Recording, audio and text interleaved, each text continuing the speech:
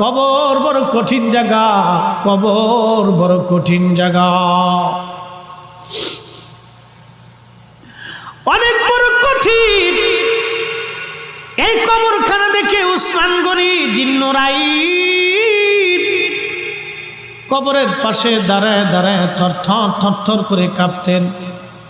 সাহাবা একরাম বলেন, আমিরুল মুমিনিন, আল্লাহ আপনাকে দুই নূরের অধিকারী বানিয়েছেন, দুনিয়ার থেকে জান্নাতের সার্টিফিকেট পেয়েছেন, তারপরেও কেন কবর দেখে দেখে আপনি কাঁদেন? উসমান গনি বলতেন, সাহাবীরা রে, আমি আমার মাশূকের জবান থেকে শুনেছি এই কবর হলো প্রথম ঘাঁটি, এই কবর প্রথম ঘাঁটি। কবরের মধ্যে তিনটে প্রশ্ন করা হবে, মান রাব্বুকা ওয়া মা দীনুকা মা কুনতা তাকুলু ফি হাক্কি হাযার রাজুল। আমি উসমান গনি কি কবরের প্রশ্নের জবাব দিতে পারবো কিনা, এই